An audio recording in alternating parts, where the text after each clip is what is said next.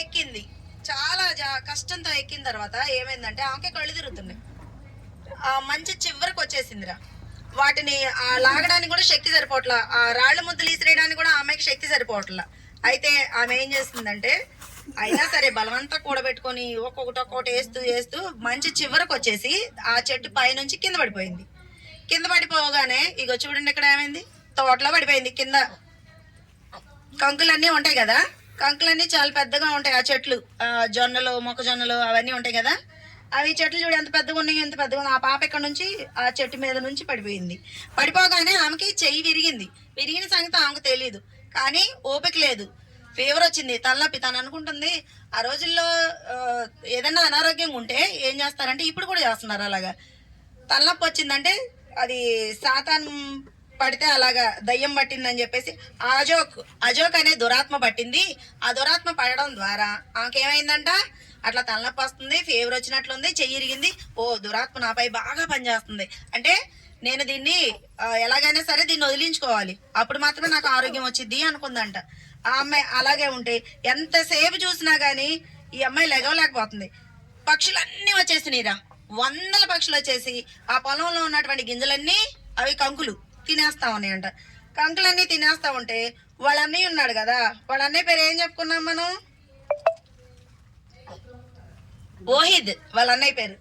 వాళ్ళ అన్నయ్య వచ్చేసి ఏం చేస్తాడంటే పిలిచాడు, ఇరోమో ఇరోమో ఎక్కడున్నావు నువ్వు, ఇరోమో పక్షులన్నీ వచ్చేసి మన పంట అంతా తినేస్తాను, ఎక్కడున్నావు అని పెద్ద పెద్దగా అరుస్తుండే. ఆ పిల్లకి వినపడుతుంది, వాళ్ళ అన్నయ్య పిలిచేది వినపడుతుంది, కానీ లేగడానికి ఆ అమ్మాయికి ఏం లేదు, ఓపిక లేదు.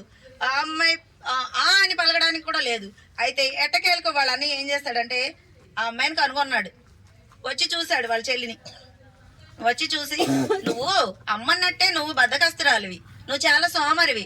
అమ్మ నిన్ను సోమరి అంటే నేను వెళ్ళలేదు, కానీ నువ్వెందుకు ఇక్కడ కింద పడుకున్నావు, నువ్వు కింద పొలంలో పడుకొని నిద్రపోతున్నావేంటి, పక్షులన్నీ వచ్చేసి తినేస్తున్నాయి కదా, ఆ పంట పక్షులన్నీ తినేస్తే రేపటికి మనకు తినడానికి ఏమీ ఉండదు. తొందరలో ఎక్కువ పంట పండిందనుకో సంవత్సరం మొత్తం తినొచ్చు, అదే తక్కువ పంట వచ్చిందనుకో ఎంతకాలం వచ్చింది, కొంతకాలం ఏమొచ్చింది అని చెప్పేసి వాళ్ళ చెల్లి దగ్గరికి అరుచుకుంటూనే తిట్టుకుంటూనే వచ్చేసాడు దగ్గరికి.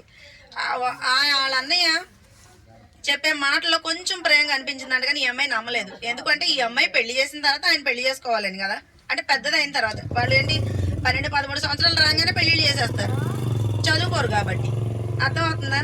కానీ వీళ్ళకి ఎవరికి బట్టలు లేవు కదా. తర్వాత దగ్గరకు వచ్చి చూసే వాళ్ళ అన్నయ్య దగ్గరకు వచ్చి వాళ్ళ చెల్లిని ఇలా పట్టుకోగానే ఒళ్ళంతా కాలిపోతుందిరా. ఆ పిల్లకి లేచే శక్తి కూడా లేదు. అన్నయ్య నేను లెగవలేను, నాకు ఓపిక లేదు, నాకు ఫీవర్ వచ్చినట్టుంది, నా తలంతా నొప్పి వస్తుంది, అజోక్ అనే దురాత్మ నాలో ఎక్కువగా పనిచేస్తున్నట్టుంది, మరి డాడీని నాన్నని విలువ అని చెప్పిందంట. తర్వాత ఏమైందంటే వాళ్ళని చూసి పరుగున పరిగెత్తుకుంటూ వెళ్ళి పొలంలో పనిచేస్తున్న వాళ్ళ అమ్మకి వెళ్ళి, మా అమ్మ చెల్లి కింద పడిపోయింది, బాగలేదు, చెల్లికి జ్వరం వచ్చింది అని చెప్పేసి వాళ్ళ అమ్మకు చెప్పడం జరిగింది. అప్పుడు వాళ్ళ అమ్మ కూడా పరుగున వచ్చి చూసింది. వచ్చి చూసేసరికి ఆ పిల్ల అక్కడ ఉంది, కింద పడుకొని ఉంది. ఇదిగో వాళ్ళ అమ్మకు కూడా బట్టలు ఉన్నాయా, వాళ్ళకి అసలు వస్త్రాలే సరిగా ఉండవు. ఎందుకంటే భద్రాచలం సైడ్ వైపు చూస్తే మనకి మొన్న కోయ ఆంటీ వాళ్ళు వచ్చి కొన్ని పాటలు నేర్పించారు. వాళ్ళకి ఏమి ఉండవు, వాళ్ళు ఏం తింటారంట, పుట్టలో వచ్చేటువంటి శత పురుగులు అవి తీసుకొని తింటారంట, మంచి పుట్ట మన్ను తీసుకొని తింటారంట. ఆక చెబుతుంటే నాకు అనిపించింది, ఇప్పుడు గొప్ప పాశ్రం గారు కదా మరి ఆంటీ వచ్చింది కదా మనకు మొన్న, కొలసాలోనో నీ దేవే నాకు లెక్క వాటలోనో నీ పన్నుంగు. ఎట్లా అది మనది, కొలసాలోనో నీ దేవే నాకు లెక్క వాటలోనో నీ పన్నుంగు, కొలసాలోనో నీ దేవే నాకు లెక్క వాటలోనో నీ పన్నుంగు. ఇలా వాళ్ళు కూడా బట్టలు లేకుండా ఎక్కువ వస్త్రాలు ఏమి ఉండవు, ఏవో పూసల దండలు వేసుకొని గవ్వలు అవి ఉంటాయి కదా, వాటితో చేసుకున్న దండలు అవన్నీ వేసుకొని ఉంటారు అన్నమాట. అయితే వాళ్ళ అమ్మ వచ్చేసి ఇరోమో అని పిలిచి చూసింది. ఆ పిల్లని మళ్ళీ ఎత్తుకోలేదు వాళ్ళ అమ్మ. ఎంత కష్టం మీద నేను డాడీకి చెప్తా, నువ్వు చెల్లిని ఇంటికి తీసుకెళ్ళని చెప్పేసి వాళ్ళ అన్నయ్యకి అప్ చెప్పేసి ఆమె పరుగున వాళ్ళ ఆయన దగ్గరికి వెళ్ళిపోయింది, వాళ్ళ డాడీ దగ్గర, ఇరోమో వాళ్ళ నాన్న దగ్గరికి వెళ్ళిపోయింది. ఎవరు, వాళ్ళ అమ్మ వెళ్ళిపోయి ఇళ్లలో ఎక్కడో తీర్పు తీరుస్తున్నాయి. వాళ్ళ ఇల్లు ఎలా ఉంటాయంటే గుండ్రంగా సుట్టిల్లు అంటారా, చిన్నగా ఉంటాయి హట్స్. హట్స్ తెలుసు కదా మీకు. అయితే వాటిలో స్ట్రైట్ గా మనం ఇలా నిలబడి వెళ్ళడానికి ఉండదు, లోపలికి పాకుతూ వెళ్ళాలంట. అయితే ఇక్కడ చూడు, వాళ్ళమ్మ వాళ్ళ నాన్న పిలవడానికి వెళ్ళి రారా నువ్వు త్వరగా వచ్చేయి, ఏదో కీడి శంకిస్తుంది, పాపకు బాగలేదంట అని చెప్పేసి వాళ్ళ నాన్న చెప్పడం జరిగింది. ఇప్పుడు ఆ పిల్ల ఎక్కడుంది? పొలంలో ఉంది. పొలంలో నుంచి ఇంటికి రావాలి అంటే చాలా రాళ్ల మార్గం, పర్వతం పైన ఎక్కి, పొలం అవతల ఉంది కదా, మళ్ళీ ఆ పర్వతం ఎక్కి అక్కడ నుంచి దిగి ఇంటికి రావాలి. ఎట్టకేలకు ఇంటికి వచ్చేసింది. ఇంటికి వచ్చిన తర్వాత ఇంట్లోనే ఉండిపోయింది. కానీ నడవడానికి కూడా అమ్మాయికి ఓపిక లేదు. వాళ్ళ అమ్మ ఏం చేస్తుందంటే వాళ్ళ డాడీతో చదువుతుంది, వాళ్ళ నాన్నతో. ఇక వాళ్ళ అమ్మ వాళ్ళ నాన్నకు కూడా బట్టలు లేవున్నాయా, ఏదో చిన్ని ముక్కలు ఉన్నాయి. బట్టలు వేసేవాళ్ళు కూడా అక్కడ ఏమి ఉండరు.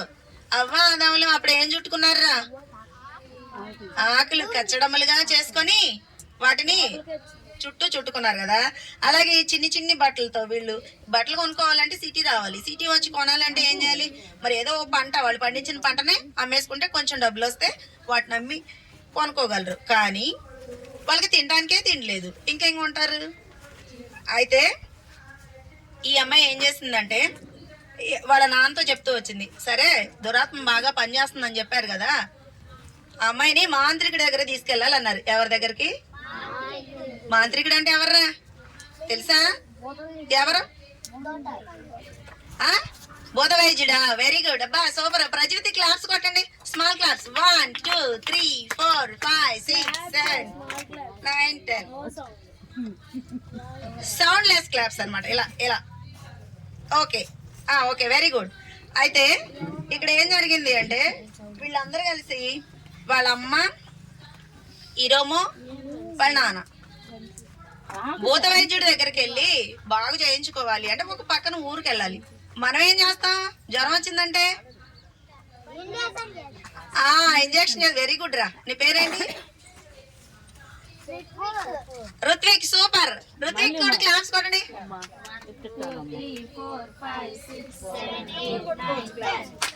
Give your big hand. 1. Very good. Stop it. అయితే ఇక్కడ ఈ పాపను తీసుకొని పక్కన ఊరికి వాళ్ళ అమ్మ నాన్న తీసుకొని వెళ్తున్నారు. ఎవరి దగ్గరకంటే ఒక భూత వైద్యుడు.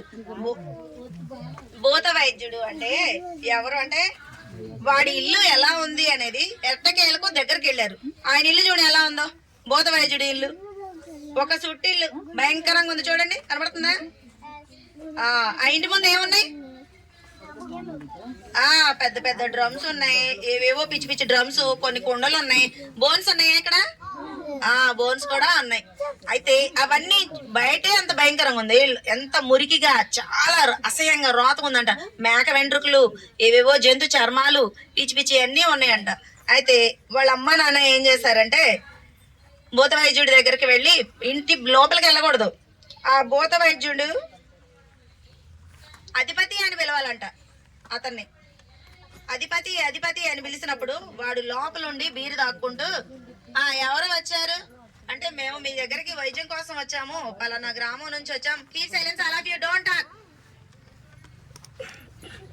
Put finger, all of you, listen carefully. ఓకేనా? కొంచెం సేపే చెప్తాను, వినండి. అయితే ఏం చేస్తారంటే, ఇప్పుడు మీకే చెప్పేది ఇది, ఈ లోపలికి వెళ్ళాలి అంటే ఎవరికైనా భయమే కదా. భూత వైద్యుడు ఏమైనా మంత్రిస్తాడేమో, ఆ మంత్రం మన మీద పనిచేస్తుందేమో అని చెప్పేసి భయం ఉండిద్ది కదా. అయితే అక్కడ జరిగింది ఏంటంటే, భూత వైద్యుడు ఇంటి లోపలుండి బీరు దాక్కుంటా అన్నాడంటే, ఏంటి మేకల అరుపులు, గొర్రెల అరుపులు ఏమి వినబడట్లేదు, ఒట్టి చేతులతో వచ్చారా మీరు? మీకు నేను మందు ఎందుకు ఇస్తాను? నేను మందేవను అన్నాడంటే, లేదు మేము మీకు తగినటువంటి పారితోషికం తీసుకునే వచ్చాము, మా పాపకి జ్వరం వచ్చింది, తలనొప్పి వస్తుంది, కొంచెం మందేవండి అని చెప్పేసి భూత వైద్యుడి దగ్గరకు వస్తే, లేదు ఇప్పుడు మీ దగ్గర నాకు ఏ వాసన రావట్లేదు, జంతు వాసన, కాబట్టి మీరు వెళ్ళిపోండి అన్నాడు. లేదు ఉన్నాయి అని చెప్పేసి అలా ఆవిడ గబగబా వెళ్ళిపోయి 2 కోళ్ళు తీసుకొచ్చిందంట. ఆ కోళ్ళు ఏంటంటే ఒకటేమో ముసిల్ది, ఇంకోటేమో కన్నుపోయిందంట, గుడ్డిది. ఈ 2 తీసుకొచ్చి ఇస్తే వచ్చాడు భూత వైద్యుడు బయటికి వచ్చి ఏం చేశాడంటే, ఏంటి ఇవే, ఈ కొంచెంతో నేను మందు తయారు చేసి ఇవ్వను, ఏముంది, ఒకటేమో ముసిలిది, ఇంకోటేమో గుడ్డిది, రెండు నా పనికి రావద్దు, 2 మేకలు 2 గొర్రెలు తీసుకురండి అని అంటే మళ్ళీ సరే వాటిని నేను తీసుకొస్తా అని చెప్పేసి వాళ్ళ నాన్న వెళ్ళిపోయాడు అనమాట. వెళ్ళిపోతే ఆ పాపని ఈ భూత వైద్యుడి దగ్గర కూర్చోబెట్టారు. ఒక చెట్టు కింద కూర్చోబెడితే ఈ భూత వైద్యుడు కనబడుతున్నాడా ఇక్కడ మీకు? చెల్సి కనబడుతున్నాడా?